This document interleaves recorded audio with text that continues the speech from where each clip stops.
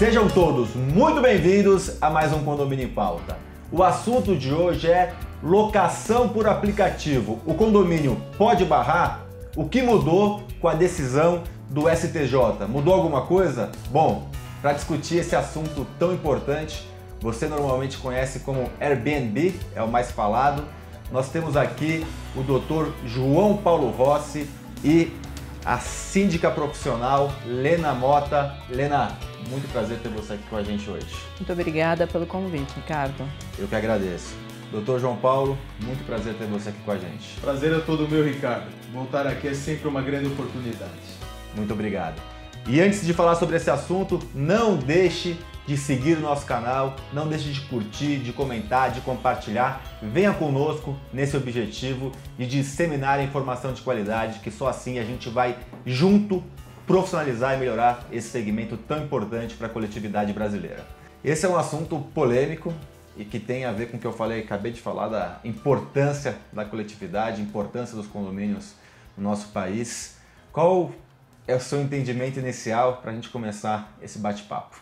A importância desse assunto ter alcançado o STJ é que esse tribunal tem como uma das competências justamente a unificação, a coerência do entendimento jurídico pátrio a respeito de leis federais. É a última instância. É a última instância em se tratando de leis federais, porque o STF trata de unificar os entendimentos sobre a Constituição. Então é uma primeira opinião de peso, porque vem do STJ, a respeito desse assunto, como você bem disse, tão polêmico.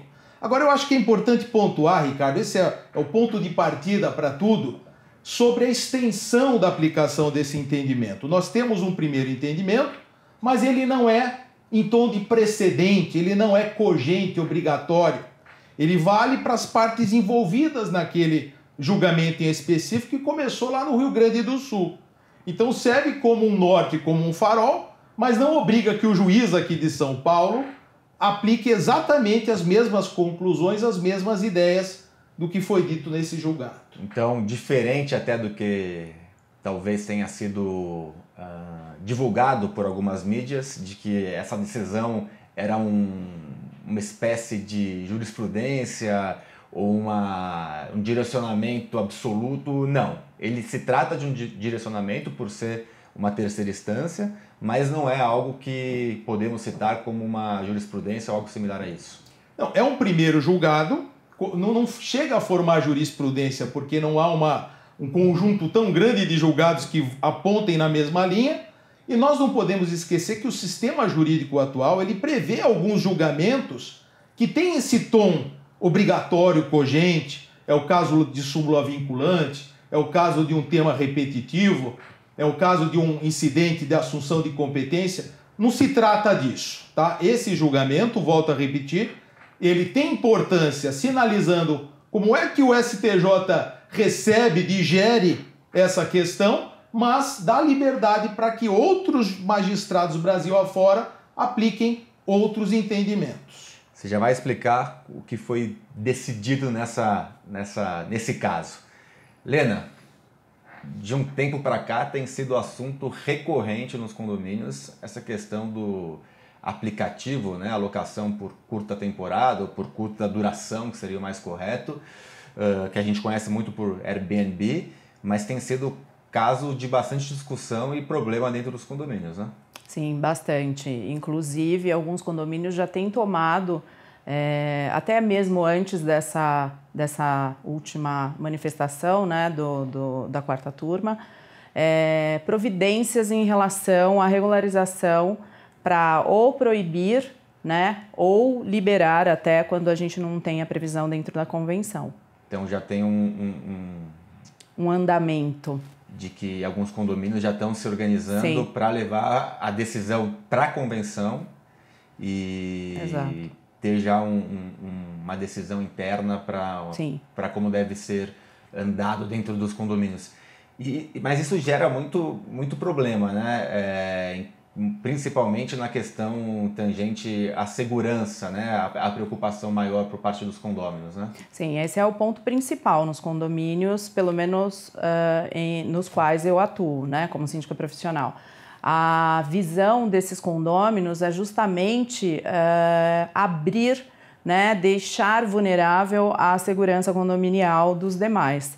Então, por isso, algumas providências já vão sendo tomadas e estudadas para que a gente possa aprovar para cada perfil, né? Cada condomínio tem um perfil, sim. Então, obviamente, o desejo de cada um a gente tem que tentar manter ou melhorar, no caso, né?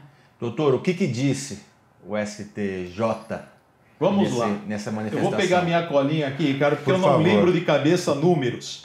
Então, para o seu público aqui é importante... Para o nosso. Para o nosso público, saber que foi fruto de um julgamento de um recurso especial de número 1.819.075, oriundo lá do Rio Grande do Sul, e a cujo respeito existe aqui uma circular informando detalhes sobre esse julgamento que eu vou deixar ao seu dispor para divulgação para o nosso público. Então, você que está nos assistindo, na descrição desse programa, a gente vai colocar o link para que você tenha acesso à circular, que foi você, né, que redigiu. Exato, foi o jurídico da BIC, né, o doutor Paulo Bon, que é o... A BIC, Associação das Administradoras do Estado de São Paulo, né? Isso. E Paulo Bon, um gerente jurídico, e eu como bom assessor, amigo também.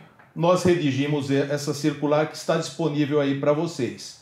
Mas o que é importante condensar? Como eu disse, foi uma primeira visão do STJ sobre esse polêmico assunto, e lá foram debatidos dois temas importantíssimos. Primeiro, essa ocorrência ela se enquadraria em algo já existente no nosso direito? Seria um típico contrato de hospedagem?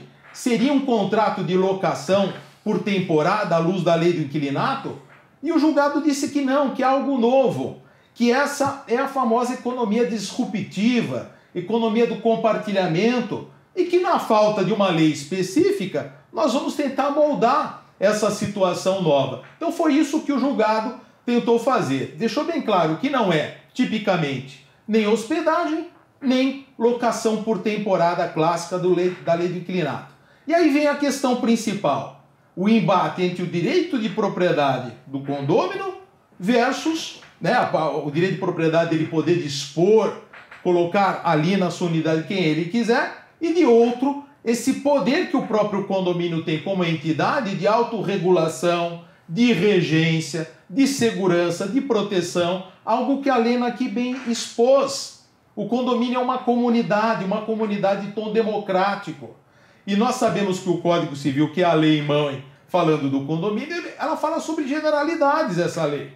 Então as minúcias, os detalhes, ficam a critério da própria comunidade e que vai estabelecer isso na sua constituição interna, que é a convenção do condomínio. Então é essa atuação que ela mencionou, uma preocupação de se inserir no texto da convenção algo a respeito, seja para permitir, seja para restringir, é a conclusão adotada pelo julgado, que me parece corretíssima. Esse foi o espírito do Código Civil, deixar nas mãos da própria comunidade traçar os seus rumos pelo viés democrático, pela decisão de assembleia.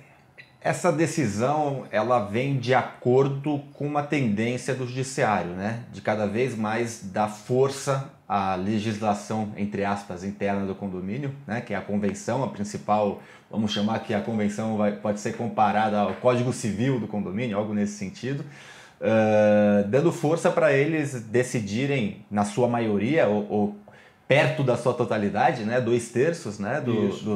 Dos condôminos, então não é um regulamento interno, não é uma assembleia, e sim uma convenção, onde essa grande parte do condomínio consegue direcionar as suas decisões. Eu acho que essa é uma tendência do judiciário, né, doutor? É isso mesmo, Ricardo. Nós pudemos observar isso muito na pandemia. Ações que tentavam levar ao judiciário discussões que já tinham sido travadas no âmbito do condomínio e resolvidas democraticamente, pela votação adequada. Então, o judiciário, até aplicando o Código Civil, deve sim prestigiar aquilo que regularmente é aprovado pelos próprios condôminos. Perfeito. Lena, isso trouxe também um pouco de tranquilidade para os síndicos, né? Porque até então tinha muita discussão. Pode? Não pode. Aí tinha um advogado no condomínio que batia que podia. Aí tinha um desembargador que não pode. Aí tinha sei lá, um médico, qualquer um, mas geralmente advogados e desembargadores são mais complicados, né? A gente sabe, em termos de defender os seus posicionamentos, mas a partir do momento que você tem uma decisão com uma força, embora não seja uma jurisprudência, embora não seja uma decisão que deve obrigatória, né, como o doutor bem explicou aqui, mas traz uma tranquilidade de dizer, gente, ó, aqui tem uma decisão do STJ que fala que tem que ser a convenção que vai decidir. Vamos levar para uma votação, vamos trazer a força da coletividade para decidir sim ou não, ou os termos dessa locação. Eu acho que isso foi positivo para a gente, não? Sim, bastante positivo, porque o síndico ele fica com um papel muito delicado de um assunto tão polêmico. Então, eu acho que quando o síndico ele traz esses tópicos mais polêmicos à decisão da coletividade, respeitando o quórum legal de aprovação, eu acho que aí o síndico ele tem um trabalho um pouco mais fácil, né? Porque ele está com o condomínio respaldado dentro da sua convenção, daquele apontamento que a coletividade votou achando que é o seu bem melhor, né? Então, a decisão a gente deixa para a Assembleia e pelo quórum ali exigido e o síndico acaba tendo uma tranquilidade maior para conseguir aplicar no dia a dia. Como deve ser, né? Uma democracia condominial, né? Mas, doutor, nem tudo são flores, né? A gente tem, conversamos um pouco antes do programa que mesmo quando tem nos termos da lei algumas especificações, não são decisões sine qua non, né? Não são decisão que é lido e decidido. Você deu o exemplo até de Napoleão, depois pode até falar um pouquinho sobre isso, um pouco da nossa história. E o que eu quero chegar assim, podem ter decisões diferentes, pode chegar para juízes que vão decidir de maneira diferente, casos específicos diferentes, visões diferentes. E aí tem ainda muita legislação que pode bater de frente, né? Então, como que eu não posso alugar a minha unidade por um mês, ou por 2 meses, ou por 20 dias? Qual é o período que eu posso segurar? Qual é o período que a Assembleia pode dizer não? Quando é considerado por curto prazo? Você vai falar isso no segundo bloco e vou colocar a Lena também nessa fogueira. Vocês vão pensando aí. E você que está nos assistindo, antes de ir para o intervalo, antes de irmos para sexta-feira para você acompanhar essa resposta e muito mais, compartilhe, curta o nosso canal e vamos juntos disseminar informação de qualidade. Eu vejo você na sexta-feira. Até lá!